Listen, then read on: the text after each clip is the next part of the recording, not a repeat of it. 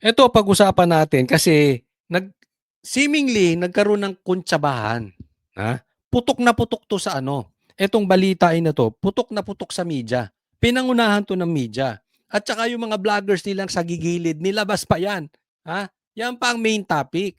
Kasi 'di ba umiyak si Pia Cayetano dahil ni wala man lang nakamusta sa kanila, 'di ba?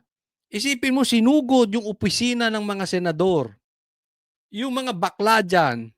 Wala naman, ang dadaldal pa.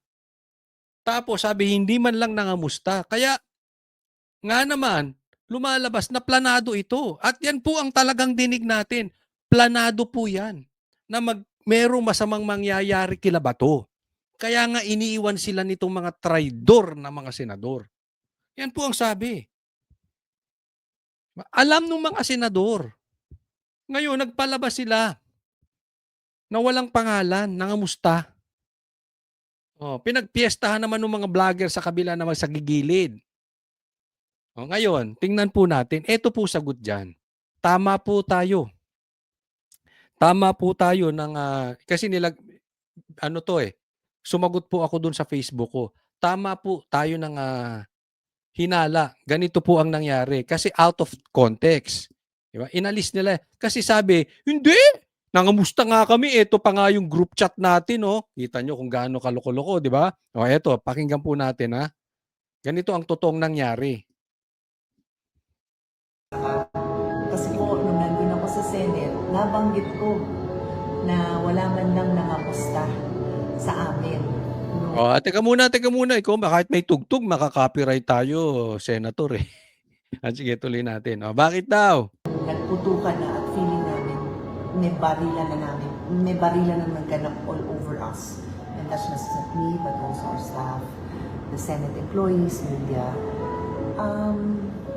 Ano? Nangyari po yung event na yun around 8 o'clock. Hmm. Nung mag-aalis 10 na, tapos na. Mag-aalis 10 na po yun. If 9, mga 9:45, 9:50. Mga ganon, siguro 8, 10, di ba? O, mga ganon. Tapos na. Kasi ano to eh, napanood yung lahat yan. Lalo na yung mahilig sa politika, ikaw pa senador, hindi mo alam. Napanood to. Di ba? Yung putukan dyan. O, tapos na, wala pa rin nangangamusta. If I'm not mistaken. Medyo kumalma na kami kasi wala na putukan, tsaka na-clear na po yun na-clear na yung area. Sabi ko dun sa mga kasama ko, including Senator Camille Villar, sabi ko, uy, alam ba ng mga kasamahan natin kung ano nangyari dito, yung mga wala dito? Alam ba nila, may message ba sila sa GC natin? Tapos tinignan ni Camille, sabi niya wala. Yun po ang konteksto, naiintindihan nyo na. Sabi, nagtanong si Pia, alam ba nila yung nangyayari? Nag-message ba? Alam na ba nila? Ganito na lang, dagdagan natin. Baka, syempre, mabait to si Pia. Tige muna, nagbarilan na dito. Yung mga kasamahan nating senador na alam nilang magbabarilan, alam nilang magkakagulo. Nangamusta man lang ba? Nabuhay pa tayo? Na failure sila? Baka masaya pa sila na ay baka malungkot sila na wala man lang nadali. Hindi nagtagumpay si Matibag na nahuli si Bato. May message kaya sila? Wala. Tingnan natin, may message ba? Sabi ko, ha? Hindi man lang nila tayo kinamusta? So sabi ko, kami, lagay mo dyan. ICYMI, buhay pa po kami. Ayun. So, yan po yung in-explain ko doon sa Facebook ko. Minsan kasi, eto tatandaan po nating mabuti katangian pa ng ibang mainstream media yan. Minsan maglalabas sila nang hindi po muna nila nire-research. Tapos kakargahan pa nung kanilang mga broadcaster, reporter, etc. Ito pa masama. Pagpepiestahan, kaya siyempre, views yan. Di ba? Nilabas yung message na yan. Nito mga vloggers nila sa gigilid. Hindi naman nagre-research. Sabi ko, titingnan na, hindi ko alam kung ano, kung totoo yung message na yun or hindi. But, one thing I know yung iyak ni Cayetano is legit na iyak na natakot siya and at the same time ito matindi. Nasaktan siya sa kasamahan niya na for 20 years wala man lang nangamusta kung okay sila. Kasi po, alam po naman natin 'yan, nabanggit ko na rin ito dati, mas masakit po na magkakaroon ng betrayal o pagka-traidor galing sa taong malalapit sa'yo. Kaya naunawaan ko yung iyak niya legit. So hindi yan iiyak ng mali. So yun ang sinabi ko, tingnan muna natin yung konteksto, baka mali yung konteksto. Eh lumalabas nga, mali nga yung konteksto. 'Di ba? Siya nagsabi, sabi niya, ah, sabihin mo nga diyan sa group chat, for your information, buhay pa kami, hindi kayo nagtagumpay. Oh, dagdag lang po 'yan, dagdag. Oh, pero yung iba diyan sigurado ganyan ang gusto. Hindi man lahat, pero yung iba diyan kasi isipin mo alam nila may masamang mangyayari, hindi man lang niyaya yung majority group, 'di ba? Ah, umiskapulang sila. Hindi isinama yung mga kaibigan nila, kahit pa magkaiba kayo sa politika. Yan ang problema natin, yung magkakalaban sa politika, nadadala sa pagkakaibigan. Ito, alam po ito ng mga, kahit yung mga vloggers na nasa kabilang bakod, 'di ba? Hindi hindi ko pine-personal kasi iba naman yung stand natin sa politika, eh, 'di ba? Oo. 'Pag tayo magkaibigan, magkaibigan. Hindi yung katulad nung bakla diyan sa kabilang, ah, dun sa minority na senado, pati kaibigan ilalaglag. Hindi gano'n. Kasi magkakaiba kayo. Baka pati anak mo magkaiba kayo ng stand, kapamilya mo magkaiba kayong stand, kapitbahay mo, ano, aawayin mo lahat dahil hindi naniniwala sa ICC, gano'n. So, gano'n po ang naging sitwasyon. Ngayon nakikita na po natin, 'di po ba? Oh, sila ang nagparamdam ni hindi kayo nangamusta tapos saka nagsi-message. Oh, keep safe, gano'n-gano'n, et cetera. Kita mo, 'di nakonsensya lang. Para lang may masabi, "Oo, nag-reply tayo." Hmm, pero hindi nila inaasahan na baka kaya hindi sila nag-message, baka inaasahan patay na kayo lahat. Buhay pa pala nag-message. Hindi ba, I mean, hindi ko sinasabing gano'n nga, but is that a possibility? Puwede, puwedeng-puwede. Alam nila, remember that? And nilagay ni Camille, "Hi, we're okay." Tapos saka may nag-comment na, "Stay safe," gano'n. So, syempre at the time na, yun nga, putukan lahat. Tapos nung tumahimik na, kasi ako in touch ako sa loved ones ko eh. Panay-text sila, "How are you? How are you? Brother ko, mami ko, maanak ko." So, syempre, yung mga mismo kasama namin doon, expected ko din na kamustahin nila kami, di ba? Normal yun. Anyway, so nung wala nga, at si Camila yung nagsabi, okay kami dito, sumagot sila. So, when I delivered my speech at sinabi kong wala man lang nangamusta, I want you all to know na after my speech, ang dami sa kanilang lumapit sa akin. Kasi friends po talaga kami. Imagine yung magkakaklase kayo. Di-debate kami, minsan nag-aaway kami because of work. But a lot of us have been friends and I really appreciated you guys who approached me. You know, nag-show kayo ng concern sa akin and sinabi nyo nga na nag-alala kayo sa akin. I appreciate it. And you know what guys, wala na sa akin to. Ayan. So, wala naman, okay? No harm, no, foul. 'Di ba? Kaya lang, kasi after naman daw nung speech niyang yun, may mga lumapit sa kanyang kaibigan, 'di ba? Na in-approach siya. So, nagkakaunawaan naman. Para kay Pia, wala na yun. Oh, ang problema, ha, bumakbak si Claire Castro dun sa kanyang vlog. Minamock pa siya. Alam mo, it's, unbecoming. Ay, hindi gawain ito ng isang ASEC. Kahit ba sabihin natin na ginagawa niya yun, hindi yun ang salita ng pangulo niya. But still, you remember, you are part of the government.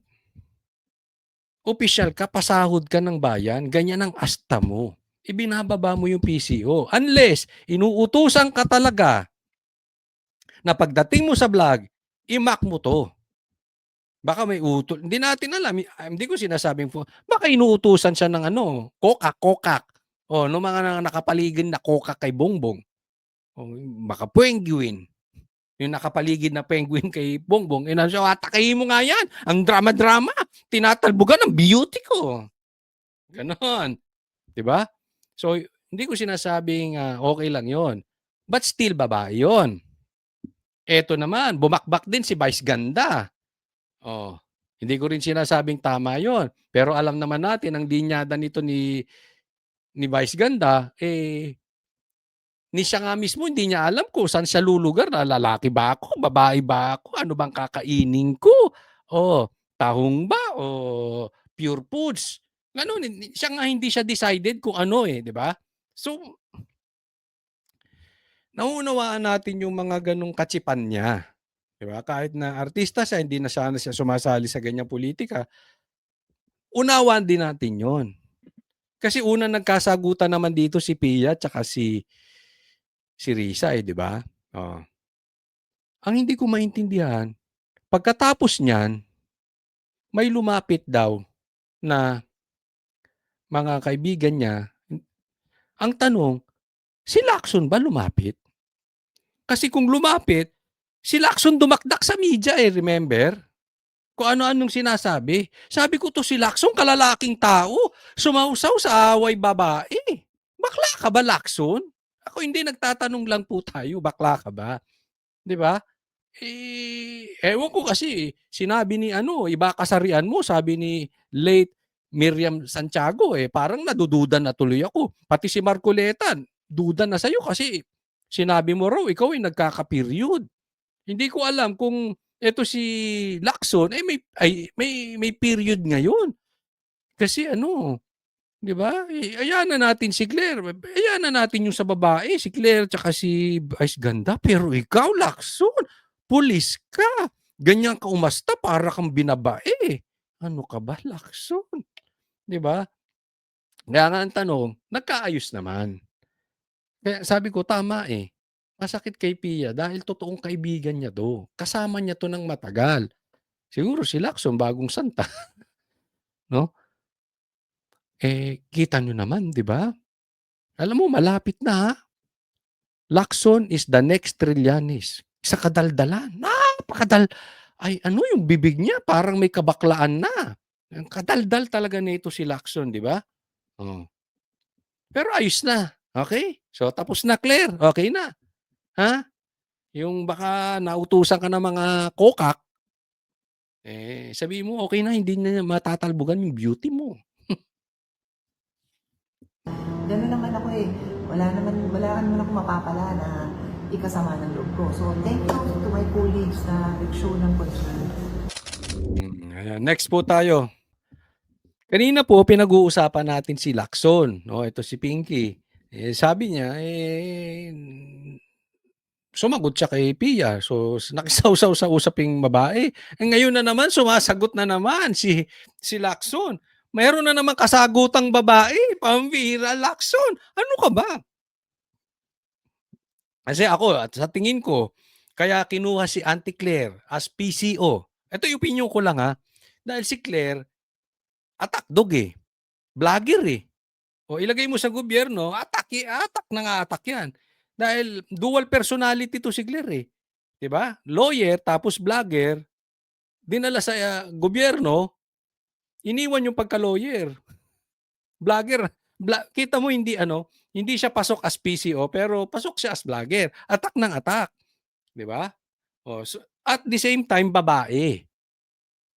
May yun meron silang gustong palabasin doon. 'Di ba? Siyempre nga naman babae yung kakalabanin nila si Sara So, strategy po 'yun. Para abot yung mga kababaihan, pwede siya mambara ng babae.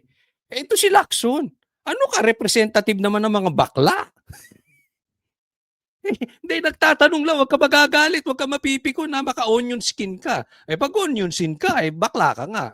Di ba? Hindi ako nag-aano lang, nagtatanungan lang. Wag ka magagaya sa iba. O baka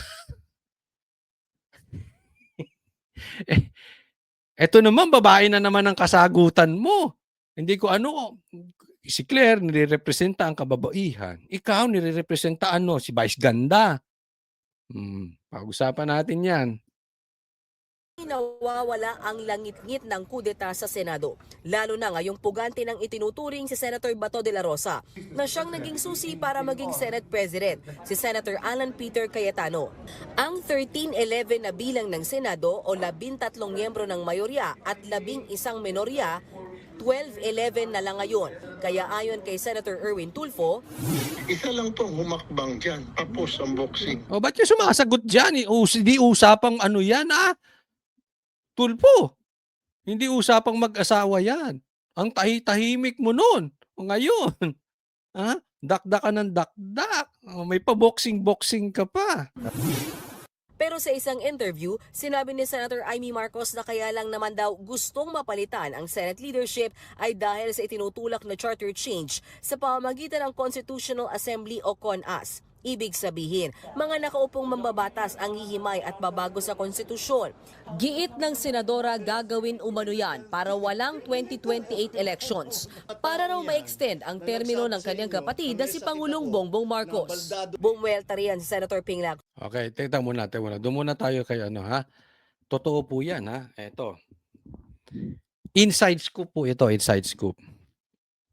At pinag-uusapan na 'tong matindi. Legit po 'yan.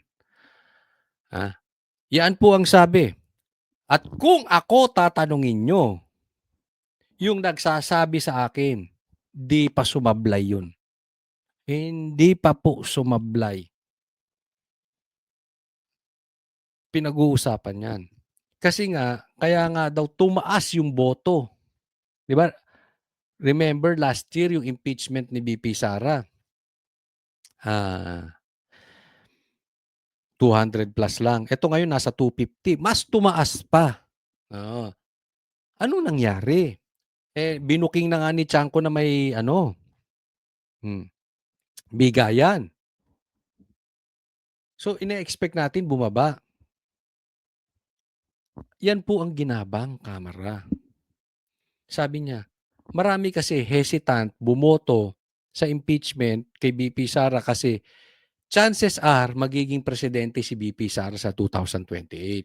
At alam nila, siguro kayo kahit pulahan kayo, kahit kayo pinklawan, alam ninyo na talagang malakas si Sara. Kasi hindi nyo naman gagawin niyang pangingidnap kay PRRD, pangingidnap kay Bato, kung ano-anong ginagawa ninyo, kung alam nyong hindi talaga winnable si Sara. So alam nyong lahat yan.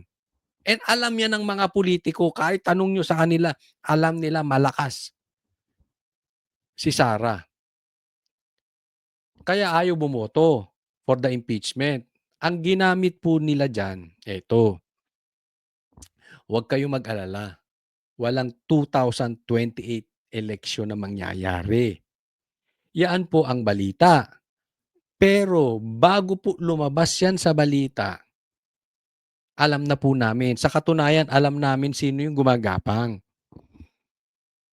Kaya po ang punto po natin, legit po ito.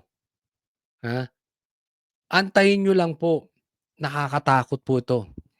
Isipin ninyo, walang eleksyon.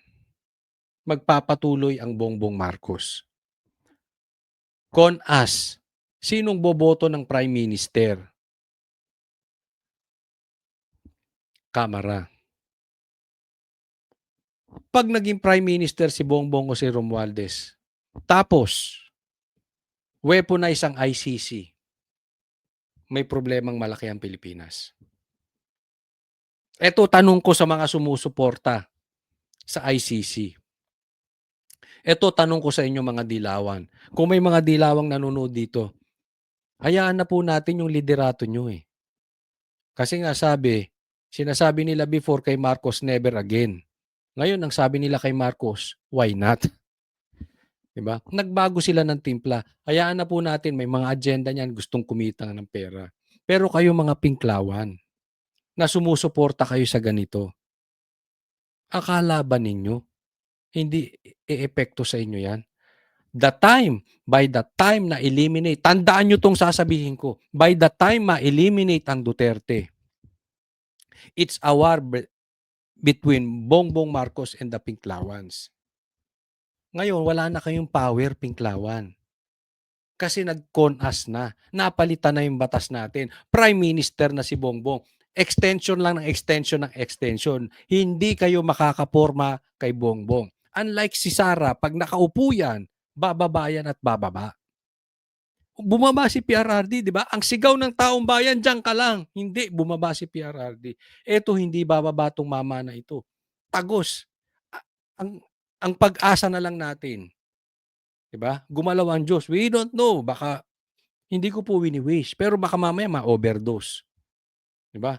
Pero kung iisipin natin, bababa ito, hindi na po bababa yan. Hindi na po. Nakakatakot po yan. Kaya magdahan-dahan po kayo sa mga supporters na Pinklawan. Huwag kayong pauuto sa liderato ninyo. That is very dangerous. Si Pangulong Bongbong Marcos. Bumuelta riyan si Senator Ping Lacson Yan sa na. programang Ted Filon at DJ Chacha. Outright lie. Kasi nungalingan, walang pag-uusap kami, masi yung mga focuses namin. Napakalimit kami mag-focus sa minorya. Never yang napag-usapan. Never yang nabanggit yung CONAS. Ayan. Sumagot na si Pinky. Sinagot si Amy. Siguro sabi niya, ito si Amy, tinatalbugan ako. Ang cheeks mo, tinaasan ng kilay ni Lacson, ganun. Ayan, kita niya nakataas.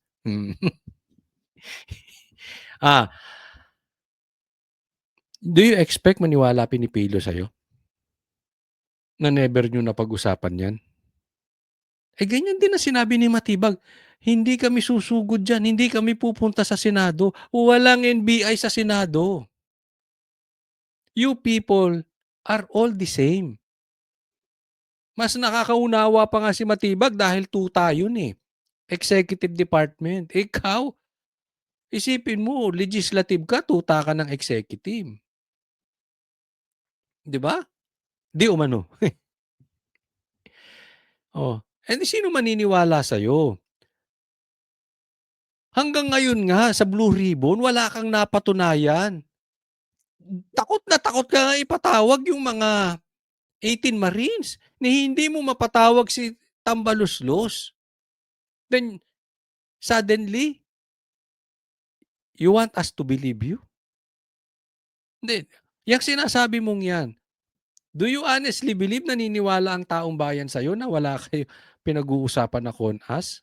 Oh, come on. Kung meron mang plano na mag-CONAS, hindi namin alam yon. Kung ano yung, kung meron man, at kung meron kami narinig, hindi namin alam kung ano yung end state na gusto nilang makita. So, hindi nila alam. Posibleng meron. Kung meron man, hindi namin alam. Pwede ba hindi nyo alam? Di ba? Kasi kasama kayo sa play. Tingnan mo. Congressman, Kamara, kontrolado. Himod puwet. Mainstream media, kontrolado. Himod puwet. Ano pa? Police, of course, executive yan. NBI, of course. DOJ, Ombudsman, of course, lahat yan, executive department. Under yan, Bongbong Marcos. Dalawa lang po ang hindi makontrol. At tinatry nilang kontrolin. Sige, alam nyo? Lagay nyo sa comment section, ano yung dalawang na yon? Ako nagpapaalala lang doon sa mga hindi pa po subscriber ng channel na Coach Oli News. Ulitin ko, Coach Oli News. Subscribe na po kayo. Dalawa ang hindi nilang kayang kontrolin. At yan ang ginagawa nila ngayon. Kinokontrol. Ano? Senado, number 1. Number 2, vloggers. Hirap sila sa vloggers kasi ang dami. Yung media, iilan lang yan. Bigyan mo lang ng maleta yung 3 malalaki. Di ba? Sa vloggers, hirap sila. Kaya naman, anong tinitira nila ngayon? Vloggers. At saka, Senado. Nagpapauso ba ako? Siguro kita nyo. Kung matatandaan itong Lunes, nabanggit din ni SP Cayetano ang Chacha sa kanyang press con. Ilang beses pa nga niyang binigyang diin at 2023 pa gustong i-abolish ang Senado. I really believe that the events in the last few months was also intentional na ma-weaken ang Senate because bubuhayin yung constitutional change, except this time around, regional Senate ang gusto nila.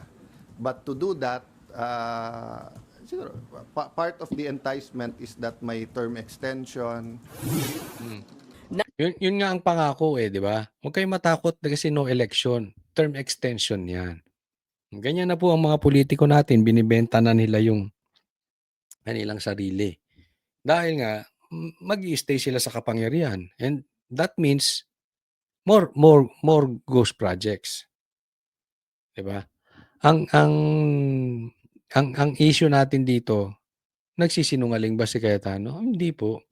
Kasi nga 'di ba nung nandito pa si PRRD, sinimulan na yan ni Tambaluslos yung PI na yan. Sinubukan na nilang gawin yan. Isiniwalat lang ni PRRD et al. 'Di ba?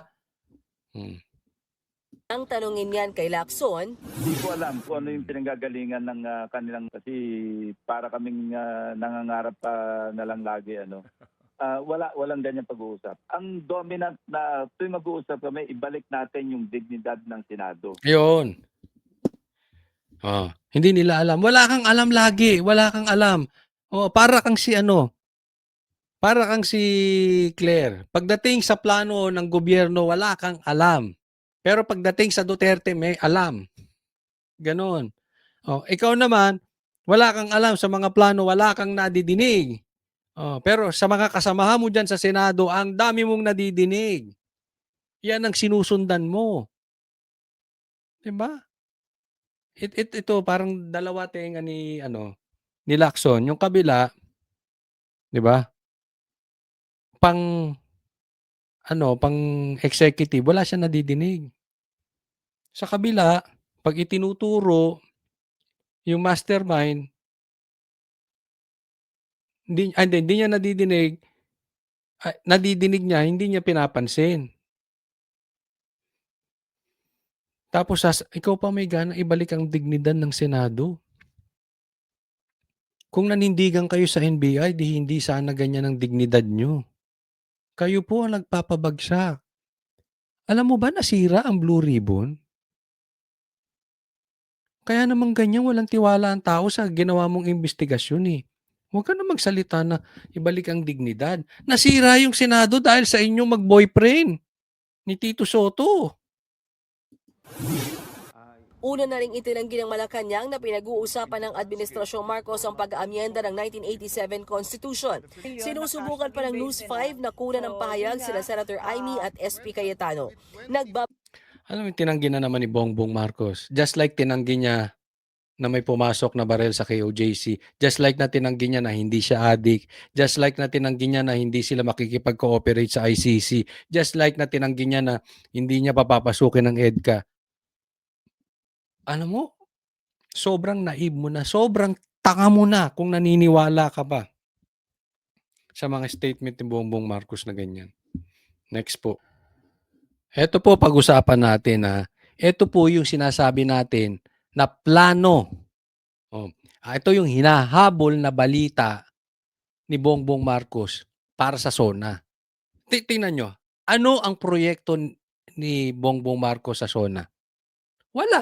Meron ba siyang naitayong infrastructure? Wala. Bumababa presyo ng gasolina? Hindi. Bumababa ang presyo ng bilihin? Hindi. Dumami ba ang trabaho? Hindi nga. Sa katunayan, ang laki ng inflation natin ngayon, 7%. Ang laki po nun, ha? Tapos, ano ipapakita mo ron? Nung nakaraang pinagmalaki mo, huhulihin mo yung flood control. Hanggang ngayon, wala kang nahuhuli. Kaya ito yung balitang hinahabol. Dati ng issue kay Senador Rodante Marcoleta ang pagtanggap niya ng pera mula sa 3 donor noong 1 taon na hindi niya idineklara sa kanyang Statement of Contributions and Expenses. Lusot siya sa Commission on Elections dahil nabago na raw ang batas at hindi na raw ito isang election offense. Ang katwiran pa ni Marcoleta, natanggap niya ang pera bago pa ang simula ng campaign period. Pero ngayon, basehan na ito ng isang criminal complaint. Ang isyong yan ng pagtanggap ni Senador Marcoleta ng milyong-milyong pera ang nakitang basehan ng ombudsman para sa reklamong plunder. Sa order na eksklusibong nakuha ng GMA News mula sa isang source, pinasasagot ng Ombudsman si Marcoleta sa reklamong inihain ng Field Investigation Bureau ng Ombudsman. Sa investigasyon kasi nito, nakitang habang nakaupo bilang kongresista, tumanggap si Marcoleta ng 75 million pesos noong January 2025. Batay ito sa pag-amin mismo ni Marcoleta sa investigasyon noon ng COMELEC. Lumabas din ito sa donor status. Etong issue dyan, tumanggap daw ng 75 million si Marcoleta. Ang sagot naman ni Marcoleta, hindi naman yun during the election pa kaya hindi niya na-deklara. No? Tapos pinasasagot siya ng ombudsman. Hindi ko pa alam kung ano talaga ang totoong konteksto nito, abangan lang natin. Pero ito lang nakakapagtaka. Alam natin na si Marcoleta ay talaga magagamit, bagamat hindi na siya ang Blue Ribbon Chairman, talagang magpa-participate ito. No? So ginagamit na naman ito na pananakot. Alam naman natin, style na nila to eh. Pagpalagay natin tumanggap nga siya ng 75 million. I don't know, antayin natin ang sagot niya kung totoo yun or hindi. Pero kahit 75 million, naman, wag nga tayong maglokohan na malaki yun. Diba? Sa aming ordinaryong Pilipino, malaki yun. Pero sa mga politiko, mas malaki pang tinatanggap dyan. Si Bongbong Marcos, ilang kaya natanggap niyan? Huwag na tayong maglokohan. Siyempre, hindi itatanggi nila yun. Alam naman ng mga politiko yan eh. Alam naman lahat ng mga politiko may natatanggap yan. Pati nga, kaya nga yung iba gustong tumakbo kahit alam nilang matatalo kasi meron sila at meron at meron at meron silang matatanggap na pera. So hindi ko sinasabing tama po ito, pero bakit ina-isolate nyo? Sinubukan nyo bang silipin si Tambaluslos? Sinubok nyo bang silipin ang Tingog? Sinubok nyo bang silipin si Sandro?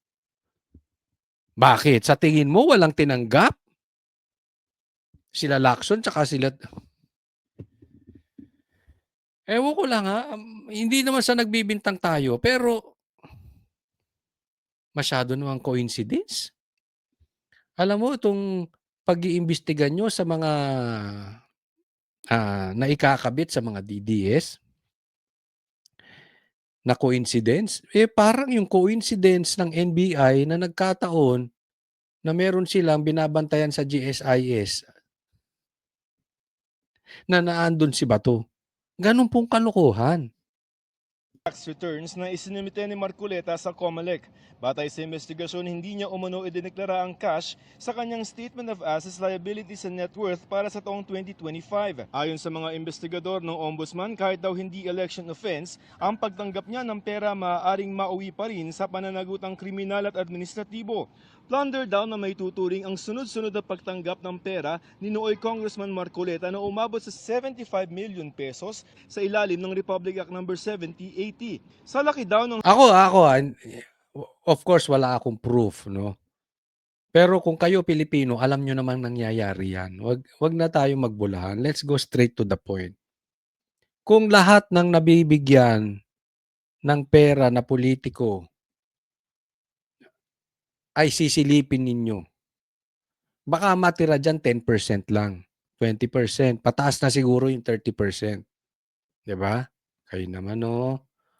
halagang 75 million pesos, hindi na raw ito may tuturing na ordinaryong kagandahang loob kundi korupsyon na para makakuha ng pawor mula kay Marcoleta. Hindi rin daw dapat ito itinuturing Yung iba nga di ba? Drug lord pa nga. Siguro alam niyo 'yon. Yung iba nga gambling lord pa, di ba? Sino ba yung sino-sino 'tong mga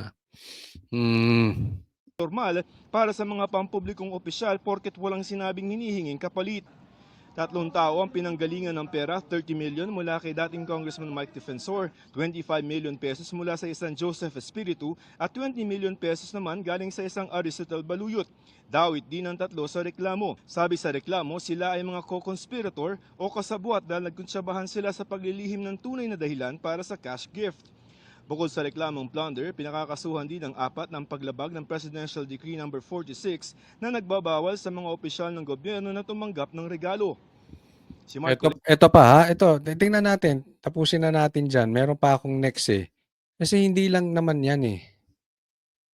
O ito pa, bukod kay Marcoleta, ang hinahabol sa SONA, yung demanda kay Cheese at saka dito kay Bong Revilla. Alam naman natin si Cheese, ito yung nag-forthwith kaya napigilan yung pag-awat nitong plano nilang maitim kay BP Sara. Ito naman kay Bong Revilla, hindi naman po lingid sa atin na talaga magkaibigan si Bong Revilla at saka si BP Sara.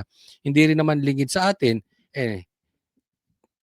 kung merong pinakamalakas at kung merong kilala na apelyido sa Cavite, Revilla po yun. At alam naman natin kung sinong katangganin nila. Diba? Sino nagpapahuli? Ombudsman. Diba? Well, sa akin lang yun, no? Pero obviously, bakit eto na naman? Diba? Yan yung pinipilit nila ng isusunod nila. Tinan nyo. Si Villanueva, tsaka si Jinggoy. Pag hindi babaligtad. No, kaya po suportahan natin. Ito po ay hindi tayo kumakampi sa mga senador na ito, pero ako po ay muling nananawagan na huwag tayong papaloko sa ginagawa nitong ombudsman. Isipin mo, sumugod ang mga NBI doon sa lugar ng Senado. Sino sinuspindi ng ombudsman? 'Di ba? Yung Sergeant at Arms. Pero yung NBI, na sila ang wala sa lugar nila, sumugod armado, nagpaputok, hindi sinuspindi. Tingnan nyo yung pag-iisip ng ombudsman. Alam natin anong plano. Una, hinahabol nga ito sa SONA. Pangalawa,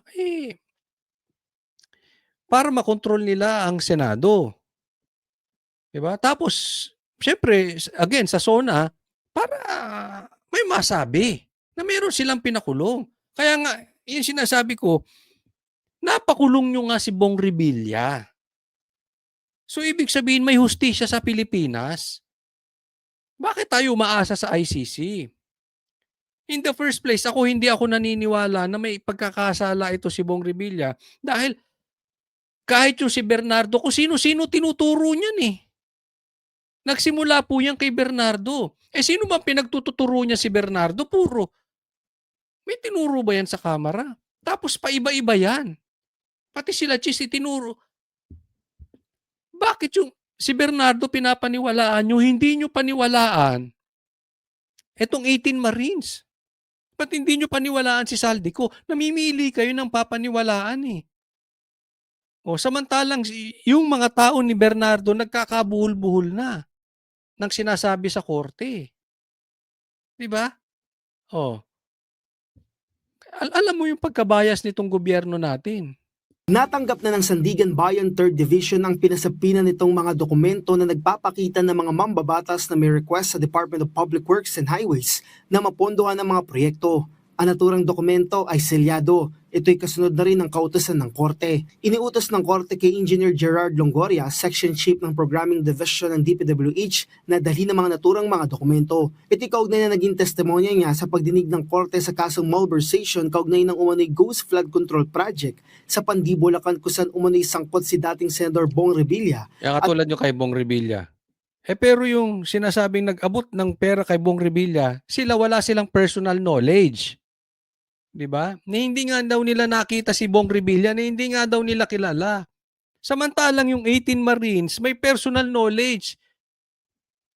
Sila mismo nagdi-deliver. Nakikita nila yung pinagdi-deliveran. Not once, not twice, not thrice. Ang dami nila pinagdi-deliveran sa loob ng 2-3 taon. Naiintindihan po natin. Mga opisyal ng DPWH Bulacan 1st District Engineering Office. Sa naging testimonya ni Longoria, kayang sinabi na mismong si Yumaong dating DPWH Undersecretary Maria Catalina Cabral ang nagbigay sa kanya ng listahan kung saan kabilang sa umano'y proponent si Revilla na maisama sa iba So, si Cabral lang. Kay Cabral lang. Yun daw ang patay na. Paano pa sasagot yun? Kahit ibintang mo kay Cabral, sinabi ni Cabral na pinatay ni Duterte si Jose Rizal. May tatanggi pa ba ni Cabral yun? Oh, 'di ba? Naglabas naman si 'di ba? Bakit hindi naman ito inaano ni 'di ba si Lebiste? Hindi naman inaano ni Lebiste 'to Oh, 'di ba siya ang binigyan ng Cabral Files? Dati hindi nirerespeto. Ang point po dito, namimili sila. pasang erata ng kagawaran sa Kongreso. Pinasasagutan ng Office of the Ombudsman si dating Senate President Cheese Escudero kaugnay ng pagkakasangkot nito Ito naman si Cheese. sa issue ng flood control project. Ayon kay Assistant Ombudsman Isipin mo yung kay Marcoleta halatang halata, 'di ba? Kay Cheese. Sunod-sunod na yan kay Bong Revilla. Kaya nga sinimulan ng kay Bong testing ground.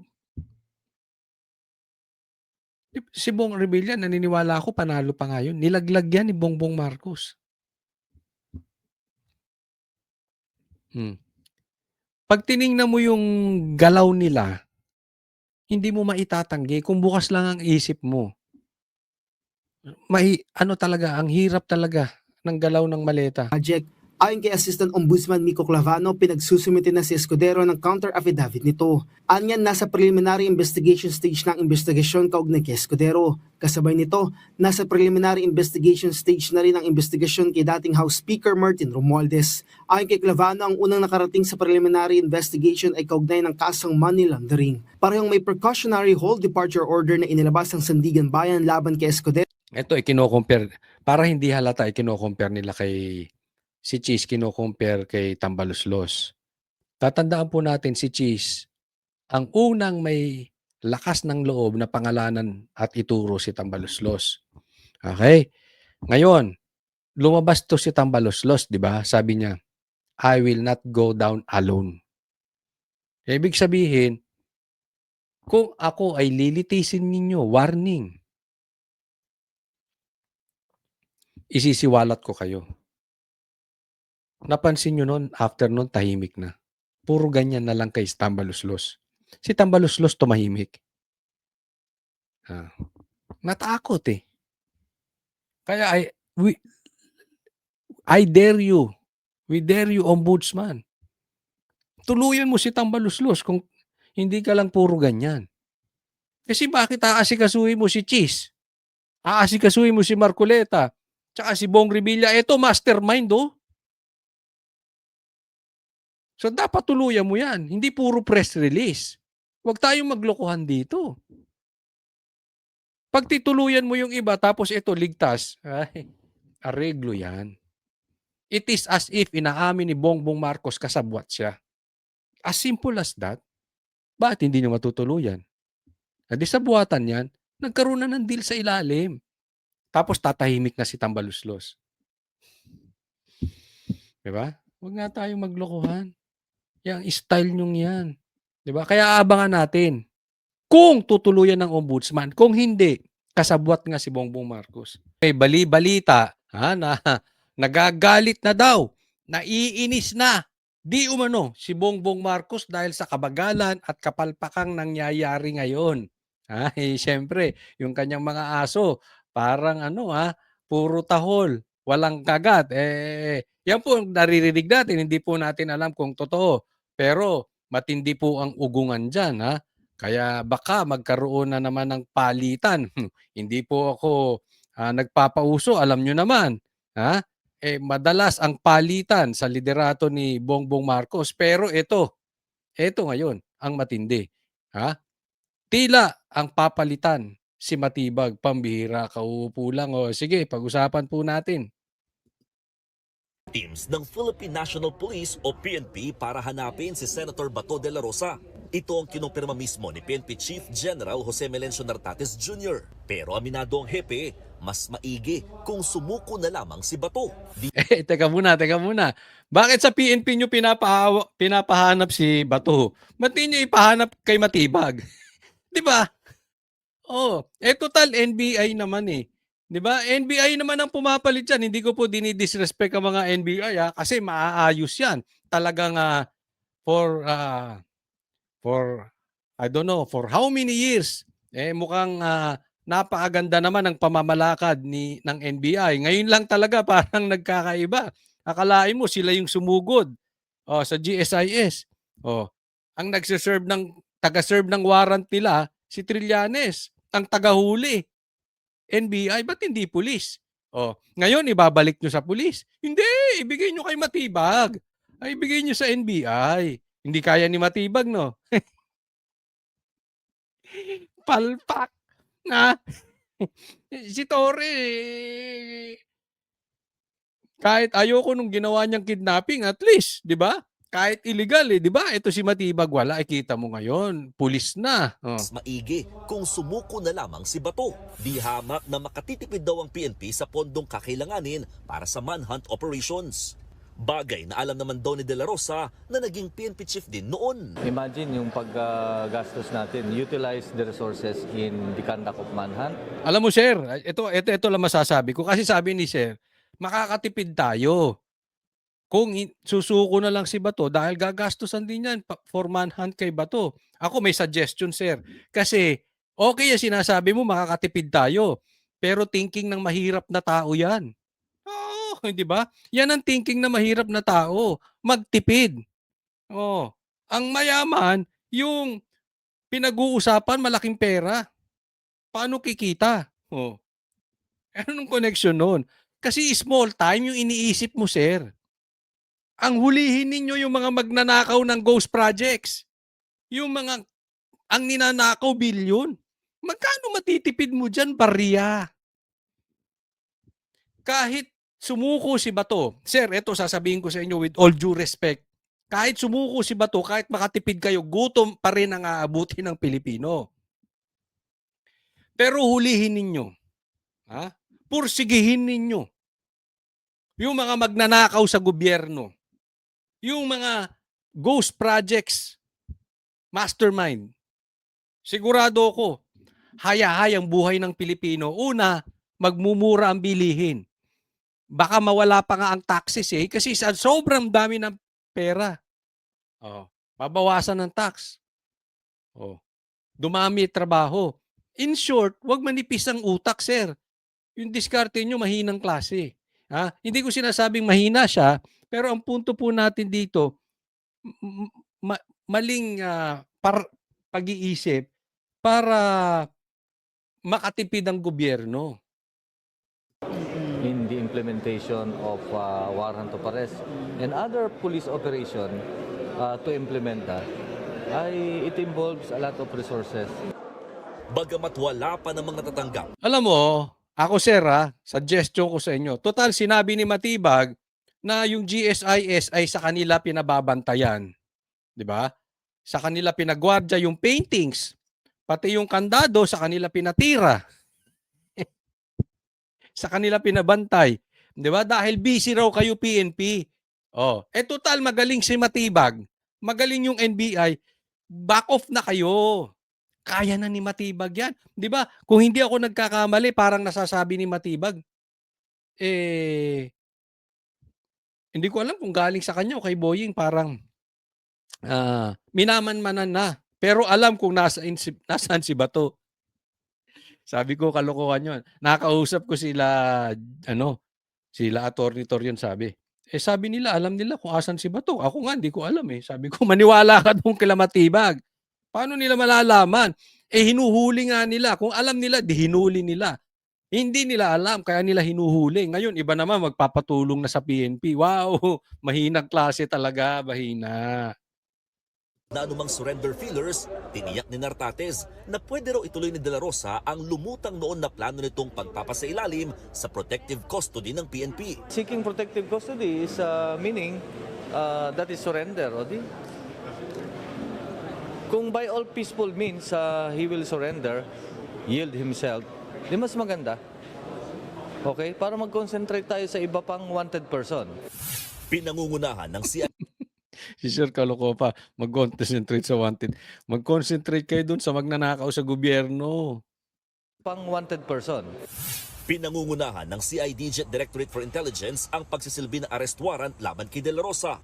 Sa ngayon, maingat ang CIDG sa mga inilalabas na impormasyong patungkol sa posibleng kinaroroonan ng senador. We must remember na dati siyang PNP officer. So I'm sure minutes or even now nanonood siya ng anong ito. Okay. And from my expression, body language, and the way I answer,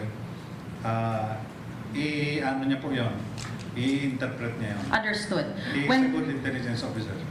Nakahanda rin daw tumulong sa pag-aresto si MMDA General Manager Nicolas Torre III na dati ring hepe ng PNP.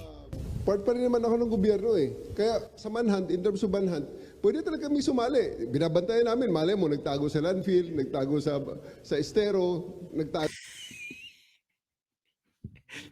Nagtago na naman sa landfill, sa estero.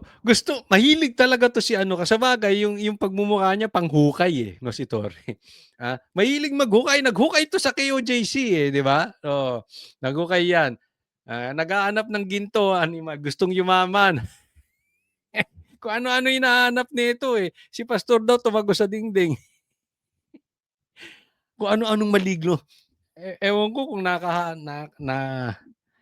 nahawa na siya, kaya niya nakakamukha yung mga maligno Pero eto, seriously that is an insult to Matibag. Kasi, okay, normal, tutulong yung iba.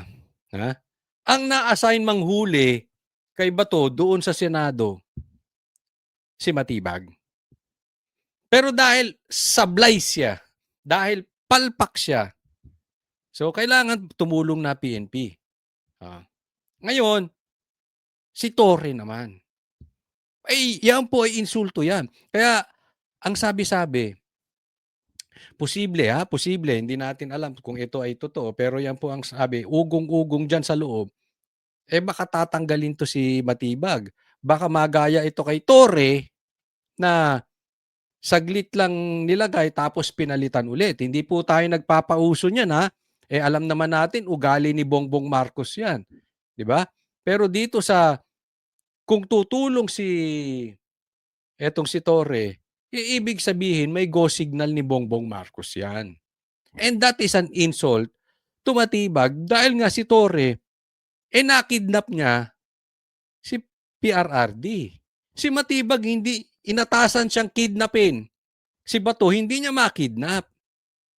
Di ba? So, okay lang magpatulong, pero kung magpapatulong ka doon sa isang naging successful sa isang bagay na halos parehas kayo ng assignment, makikita natin yung puso ng presidente. Di ba? Oo. Kung ako si Matibag, magagalit ako dito. Bakit ka nang hihimasok?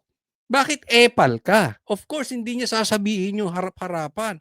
Kunwari, bati sila. Hindi naman yun parang si Lacson Di ba? Na parang binaba kung ano-ano sinasabi. Oo, pero sa loob nun, teka muna. Talagang nilalagyan ako nito si Torre. Nilalamangan ako Iniipalan na ako nito dyan sa kalsada, ayan, pwede nyo kami maasahan dyan. Nagsasagawa na rin ng manhunt operation ang National Bureau of Investigation. Ayon kay NBI Director Melvin Matibag, may binuo na silang team na nakatutok lamang sa paghahanap kay Senator Bato. Meron na silang team. Galingan mo para mapuri ka ng presidente mo. Galingan mo rin. Teka muna, ako'y nananawagan sa GSIS. Kailan nyo ba pababantayan yung building nyo dyan sa NBI? Okay na po ba? Wala na po bang sigalot dyan sa GSIS?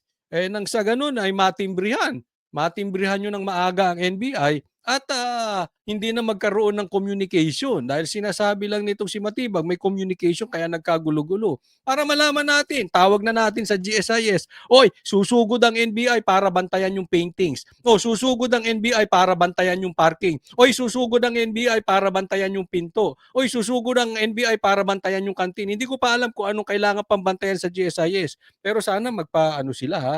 O, magpasabi sila ng maaga para walang miscommunication na sino pa may mga ahensya diyan ng gobyerno na may mga building baka pwede niyo tawagin ng NBI. Pa-schedule niyo na. There's no reading between the lines. Simple lang, we'll enforce the warrant. Pag nakita namin siya, arestoin namin siya. Ngayon, diretsahan na. Dati tinatagay niya, wala kami. Wala kami sa GSIS. Wala kami sa Senado, pero andun pala sila. Ngayon, hindi namin huhulihin si Bato. Ngayon, diretsahan na. Ganyan pag pumapalpak ang tao eh. Sablay to, sablay. Pero hinahanap namin siya ngayon. The warrant is valid. It can be enforced. Base raw sa record ng Bureau of Immigration, hindi pa rin nakakalabas ng bansa ang senador. Pero hindi nagpapakampante si Matibag dahil napakaraming exit at entry points ng bansa. Iginiit naman ni Matibag na hindi raw maaaring magsilbi ng warrant of arrest ang isang legal counsel sa kanilang kliyente. Hindi ko alam kung saan nanggaling yung idea na ibigay mo sa abogado at siya magsiserve. Una ng tinablayan ng Teka muna. Alam nyo kung anong issue dito? Kasi itong mainstream media na parang nagme-menopause, hindi ko alam kung nagme-menopause o hina-high blood nung ini-interview si Jimmy Bondok. Sabi niya, ito yan Matibag para alam mo yung konteksto. Kasi hindi ka pinapanood mo lang yung kung ano-ano. Ito konteksto niyan. Sabi, paglalabas ang warrant of arrest, 'di ba? Ng Pilipinas, doon posibleng sumuko si Bato. Basta Pilipinas. Ang tanong naman nito media na parang inaatake sa puso. Paano nga i-serve? Wala na, tumakas na si Bato. Kaya sinabi ni Jimmy Bondok, sabi niya, ni Attorney Jimmy Bondok, sabi niya, kung si Trillanes nga pwede mag-serve ng warrant, kami pa kaya? Ikaw naman, para ka hindi abogado, pwede mo naman, nawawala yung si Bato, i-serve mo sa abogado, di ba ganun naman talaga?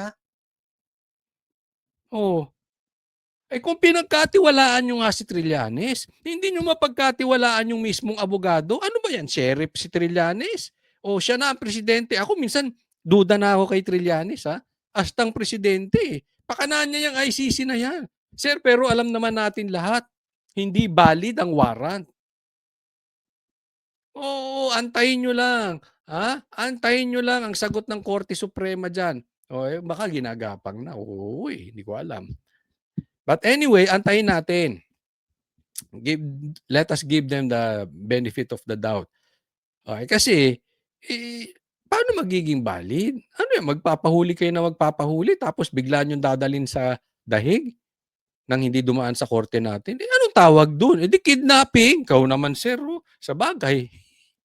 Hindi mo kinaya si Bato. Baka maliliit na tao kaya mo, pero yung mga ganong pulis, baka hindi mo kinaya. Kung saan nanggaling yung idea na ibigay mo sa abogado at siya magsiserve. Una ng tinablayan ng abogado ni Senator Bato na si Attorney Jimmy Bondok. Sa panayam kay News 5 anchor Cheryl Cosim sa One Balita Pilipinas, iginiit din ni Bondok na hindi pa dapat arestuhin ng senador lalo't nakatakda pa sila maghain ng motion for reconsideration. Yung sinasabi nila ngayon na opinion nila, that is not yet controlling. They cannot unilaterally declare the arrest warrant enforceable without it going through the proper scrutiny of the courts. Hindi rin daw katanggap-tanggap na tinatawag na pugante ang senador. Paano po magiging fugitive kung walang kaso? Therefore, pagdating po sa harboring or aiding, abetting, obstruction of justice, paano po malalabag din yon kung wala ngang nilalabag pa yung principal? So madaling salita, yung sinasabing pinatakas, tinakas, harboring, kinukupkup, at kung ano-ano, hindi po bawal yun. Kasi nga tanong ko sa inyo, meron na bang nilabas na warrant of arrest ang korte natin? Ayun na lang eh. Oh. Pag may nilabas at itinago ng kung sino man, ayun, kaso yun. Ang problema, wala eh. Hindi nga sinasubmit ni Matibag yung warrant of arrest kay Cayetano. So, there are no laws being broken here. Bagamat hindi nila kinukumpirma kung nasan mismo si Bato, masama raw ang loob nila na mismong taga-Pilipinas pa ang nag-a-apply ng Interpol Red Notice laban sa senador. Alam nyo po, mabigat yan, no? Kasi usually po, ang nag-a-apply niyan yung mga ibang bansa na either kalaban natin or sinusubukan kunin ng ating isang citizen, no? Sa huli, Alam mo, may punto dito si Attorney Jimmy, no, Bondok. Parang kinakanlong pa natin, no? Tayo pa ang namimigay ng ating kapwa Pilipino sa ibang bansa. Usually sila mag-a-apply niyan eh. 'Di ba? Tayo hindi. Pinamimigay na, ito na sa'yo na, no? Ako ito pakinggan po ninyo mabuti. Lalo ako na-turn off doon sa media. Turn off ako sa media na halatang pro-ICC. Alam nyo, okay. Kasi yung mga politiko, hindi ko sinasabing mali. Hindi po okay. Pero nauunawaan natin kasi mga politiko yan. Ha? Karamihan dyan talagang may pagka-jablo. Ang sarili lang iniisip niyan. Ang nasa isip niyan, pera, kapangyarihan. Pera, kapangyarihan. Diyan lang umiikot yan. Pero media, tayong media, especially mainstream media, tapos pro-ICC ka, mainstream media ka, hindi na ba kayo nahihiya sa inyo? Pinaggagawa? Ang kakapal ng mukha ninyo. Kayong mga mainstream media. Na, dapat kayo ang nagiging kasangkapan para napoprotektaan natin yung mga Pilipino hindi pinamimigay. Di ba? Wala namang problema kung parusahan ng taong bayan eh. Yung nagkakasala, padaanin lang sa due process. That is the very purpose that we have laws. That is the very purpose we have the court. Kasi magkakaiba-iba talaga tayo eh. Yung mag-asawa nga, magkaiba ang gustong pagkain eh. Tayo pa magkakaiba tayo ng side. Kaya nga meron tayong korte so that the court will decide non-politically. Yung po ang purpose nun. Kung papabayaan natin yung banyaga, anong klase kayong media? Hindi ba kayo nahihiya sa balat ninyo? Yun po yun eh. Hayaan na natin yung mga vloggers na sa gigilid. Kumikita yun. Kailangan nilang kumita. Walang pera yung mga yun eh. So kailangan nilang magpabayad. Pero kayong mainstream media na kinakanlong kayo ng mga oligarch, ang dadami nyo ng pera. Nakisawsaw pa kayo sa kababuyan ng politika. Di ba? Kayo na po humusga. Sino-sino itong mainstream media na pro-ICC? Ilagay nyo dyan sa comment section. Hayaan na natin yung politiko. Talaga mga buwakaw yung mga yan. Buwakaw sila. Dito na lang tayo. Lagay nyo. Anong channel yung mga pro-ICC na media? Isang citizen, no? sa huli, muling iginiit ng kampo ni De La Rosa na mas maiging litisin na lamang siya rito sa bansa kaysa sa ICC na kinalasan na ng Pilipinas. Okay. Next topic po tayo.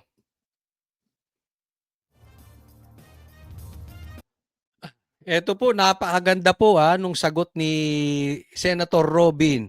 Kung itinakas daw niya si Bato, ang sabi niya, nagkape-kape lang sila. Hindi po yan. No? Pag-usapan po natin kasi meron pong matinding ibig sabihin si Robin Padilla sa kanyang sagot dito. Tingnan po natin. Huling nakita sa Senado si Senador Bato de la Rosa kasama si Senador Robin Padilla habang palabas ng Senate building. Pagkatapos, sumakay ang dalawang senador sa sasakyan ni Padilla. Alam mo, hindi ko maintindihan bakit pa ulit yan. Hindi ko alam kung anong play ng media. Sa totoo lang. Alam mo, ang gusto nitong palabasin, sa aking opinion lang naman. Kung laging palalabasin 'to sa mainstream media, makikita ng tao, "Ay, oo nga, tumakas." Eh, ang dami pa namang Pilipino ngayong bobo. Tumakas o tumakas ng tumakas. Kasi alam mo yung mga 'yan nakikinig sa mainstream media kung ano yung lang na ano, 'di ba? Hindi nila alam, maraming media naman na sabi nga tumanggap ng maleta. Hindi ko maintindihan bakit kailangan paulit-ulitin. Wala po. Wala pong, purpose na para paulit-ulitin 'yan kasi, kita niyo naman lumabas sila may mga gwardiya. Hindi naman wala namang hawak na baril, hindi naman nananakbo. Casual lang, "O tara, Brad, Senator, Bato, o kape tayo." Nagkape lang daw sila. Di umano. At lumabas sa parking ng Senado 2:32 ng madaling araw. Oh. Saan kayo pumunta after? Starbucks, nag-Starbucks sila. Yun ang sabi. 2:32 no. Pero may nabanggit na clue sa isang pahayag ng opisina ni Padilla. May balita pa, hiniram daw niya yung wig ni Marcoleta. Hindi rin totoo yun. Tinanong ko yung kay Atty. Torion, hindi. Bumaba umano si De La Rosa sa Makati kung saan siya sinundo ng kanyang sasakyan. Hindi na umano tinanong ni Padilla kung saan ito pupunta. Hindi rin binanggit kung saan ito sa Makati. Baka naman tanungin nyo pa kung anong sasakyan kung anong sasakyan ni Bato nung binabasya ni Robin Padilla, electric ba ito o plug-in hybrid, Japanese car ba, China car ba o ano. Baka may ganun pa 'di ba? Basta binabasya sa Makati, okay na. Bahala na sila kung nagkape sila o nag-clubbing sila, hindi natin alam. O baka nag-pickleball, hindi rin natin alam. Pero ayon sa isa naming mapagkakatiwalaang source, dito nakarating ang sasakyan ni Padilla sa tapat ng isang gusali malapit sa kanto ng Ayala Avenue at HV de la Costa Street. Ayoy! May source ang GMA. Kaninong galing senador yan? O kanino galing NBI yan? Ha? Finid ba sa inyo? Kayo nagtatanong lang. Finid ba sa GC ninyo? Sino yung source ninyo? Ha? Tao ba ni Bongbong Marcos? Sabihin mo bakla sila mismo magsalita. Pero paano umabot sa Makati ang dalawang senador? Nag-drive. Ayon pa rin sa ating source, mula sa Senado ay tinahak muna ng SUV ni Padilla ang Jose Jocno Boulevard papuntang EDSA. Mula EDSA Makati naman ay kumaliwa ito sa Arnaiz Avenue. Grabe yung source ng GMA. Manlupit. Yung source nila, Waze. Pati yung tinahak na lugar, nag-EDSA tapos pumasok ng Arnaiz. Kung galing. Ano kaya ang gamit? Kayo, tanungin ko kayo, ano bang gamit nyo? Waze o Google Maps? Google Map. Ako, Waze. Yung source kaya ng GMA. Hanggang makarating sa kanto ng Ayala at De La Costa kung saan bumaba si De La Rosa. Bineberipika pa rin natin yan. Patuloy ang backtracking ng pulisya kung saan na napunta si De La Rosa para maaresto sa bisa ng warrant ng International Criminal Court o ICC bilang co-perpetrator sa kasong Crimes Against Humanity. Inilabas din ng opisina ang ilang pahayag ni Padilla, kabilang ang pagtangging hindi niya itinakas si De La Rosa dahil wala naman umanong warrant. Hindi anya siya nakatanggi nang sabihin ni De La Rosa ang sasabay siya, lalo't walang sasakyan si De La Rosa dahil inihatid lang sa Senado ng sasakyan ni Senate President Alan Peter Cayetano. Ian Cruz na... Alam mo, ang pagkakasabi dito,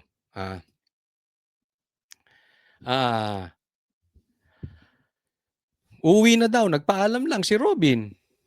Tapos sabi ni Bato, pre, sabay na ako. Casual na casual, no? Pre, sabay na ako. Tara, labas na tayo, sasabay ka na sa akin. After nun, di na nakita si Bato. Ang galing, no? Hindi ko po sinasabing hindi totoong ganun nangyari, no? Pero, meron ako mga naririnig na komentaryo na tila, wag naman ganun ang sagot ni Robin. Para namang kabastusan, iba naman para namang kababuyan yung sagot ni Robin. Ako po, ulitin ko, hindi ko sinasabing hindi nga ganun ang nangyari. Pero sa tingin ko, hindi nga naman gano'n talaga ang nangyari. Opinyon ko lang naman 'yon. Ngayon, kung tatanungin ako, tama ba yung sagot ni Robin? Tamang-tama po. Sapul sa banga. Sakto. Nung una, to be honest with you, gusto ko 'to si Robin, eh. Siyempre DDS 'to, alam naman natin. Pero nung unang sampa niya diyan sa Senado, medyo sabi ko, "Ano ba 'tong mga pinagagawa ni Robin?" To be honest lang, ha. Pero ngayon nakikita ko, matindi, ha. Ha? Diyan mo malalaman yung buo ang loob, 'di ba? Binabastos siya ng mga senador, binastos siya ni Kiko, pumalag siya, 'di ba? O magkakabarilan, hindi niya iniwan si Bato. Hindi siya katulad ni Pinky Lacson. Nung alam na magkakagulo, di umano, nawala. Tapos, yung salitaan o yung dakdakan or yung away babae nakisawsaw. Ha? Robin Padilla is not Lacson. Hindi takbuhin. I mean, that is dangerous, ha? Posible patay silang dalawa ron. 'Di ba? Ito, tingnan ninyo. Nabanggit ko na po 'to doon sa vlog ko isang araw. Nakatakda lang talagang i-deliver yung impeachment kaya nag-stay yung majority. Kung hindi nakatakdang i-deliver yung articles of impeachment, nag-uwian lahat. Ang posibleng nauiwan lang si Bato at saka si Robin. Eh sabi nga ng presidente, according to Amy, huliin si Bato kahit sino pang mamatay. Eh kung wala yung mga senador, posible patay to si Robin tsaka si Bato. Kaya nga, dito hanga ako sa buo ang loob na itong si Robin. Hindi niya talaga iniwan si Bato hanggang sa makaalis. Sinamahan niya, ginawa pa siyang grab ni Bato. Nakisakay pa si Bato. Ganyang kahirap, wala siyang sasakyan. 'Di ba? Oh, hinatid. Pero yung pag-usapan natin yung sagot niyang yan. Gustong-gusto ko po yung sagot ni Robin Padilla na yan. Alam niyo kung bakit? Kasi yung ginagawa sa atin na kagaguhan ng gobyernong ito. Halimbawa, sasabihin, wala sila sa GSIS. Yung pala, sa Senado, yung pala nandoon sila. Sinabi hindi huhulihin si Bato, pero huhulihin pala. 'Di ba? Tapos sasabihin, ando doon ng NBI para bantayan yung paintings. Ganyan po nila iniinsulto. Yung kakayanan ng Pilipino mag-isip. Hindi po ba? Hindi ba talagang kailangan ko lang masabi. Ang dating sa akin, talagang tinatarantado na talaga tayo ng gobyerno. Pinagloloko na tayo ng gobyerno. At hindi na nila tinatago, wala na silang kahihiyan. Kung sino-sino ang iniimbestigahan nila, samantalang ang magnanakaw karamihan nasa kamara. Sinong iniipit ngayon, mga senador? 'Di ba? Saan ka nakakita na susugurin ng NBI ang Senado? Kaya nga yung sagot ni Robin na yan, wala, sumabay lang siya. Saktong-sakto. Wag na natin pag-usapan kung totoo yun o hindi. Kung imposible man yun, na basta lang sumabay si Bato, buti nga sa inyo. Kayo nga eh. Di ba? Anong sagot ng NBI? Kaya daw, hinabol si Bato kasi tumakbo. Tingnan nyo kung paano tayo niloloko. Kaya sila nandun, binabantayan yung paintings. Di ba kalokohan? Oh, di ang tawag ko dyan, dose of your own medicine. Buti nga sa inyo. Ganyan ang sagot. Yung isa naman magpipresenta. Tingnan nyo kung gaano pasensya na po. Kung gaano kaloko tong gobyerno natin. Magpipresenta ng warrant. Private citizen. Si Trillanes. Pagtatanungin mo, anong karapatan mo or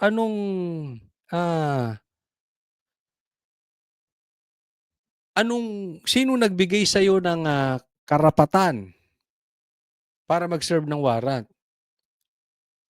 Sinabi ni Bato, ako daw manghuli sa kanya. Kita mo, Kaya nga, tama rin yung sagot ni Marcoleta eh. Paano ko sabihin ni Bato, kumain ka ng tae, kakain ka ng tae? Ganyan po kasi gusto nila. Baboy yan. Tingnan mo si Claire, as PCO. Ako mailabas lang natin yan. As PCO, nakakita na ba kayo ng PCO na ganyang katindi o ngayon lang panahon ni Claire? Tingnan nyo ngayon. Anong alam ni Claire? Pagtanungin mo programa ng gobyerno, may nasasabi ba siya? Tanungin mo about Duterte, alam niya pati brief. Ganyan po kalupit yan. Ano ba siya? Tagapagsalita ni Bongbong o tagapagsalita ng Duterte? Kasi lahat na lang ng issue sa Duterte, di ba? Oh. So, good job. Para sa akin, good job, Senator Robin. Balang-balang mo pa sagot diyan sa mga pinagluloko tayo, lalo diyan sa binabantayan. Naging locksmith ang NBI, ewan ko. Maraming salamat po doon sa mga patuloy na sumusubaybay sa vlog ko. Thank you po. Thank you. Na-appreciate ko po sa yung mga nagsasubscribe, mga sumusubaybay. Kahit yung simpleng like nyo, malaki pong maitutulong nun sa vlog ko. Sana po huwag kayong magsasawa na manood ng ating vlog. Importante rin, i-click nyo yung notification bell. May bell dyan. Kung sa YouTube po, para sa ganun, tuwing meron akong ilalabas na vlog ay makasubaybay kayo. Tulong-tulong po tayo. Napakahirap po ng kalaban natin. Grabe kademonyohan. Tulong-tulong po tayo dahil siyempre laki ng maleta, laki ng bigayan sa kabila. So, sa sobrang laki ng nakawan, parang nangyayari ngayon ang daming taong bulag. Maging mapagmatsyag ang bawat Pilipino, magkaisa po tayo. Dapat ang ating layunin ay mapunta doon sa mastermind. Dapat ang ating layunin ay hindi nila maligaw na mawala na tayo ng eleksyon. That is very, very important. Kung hindi, lulubog ang bansang Pilipinas. Maraming salamat po. God bless everyone.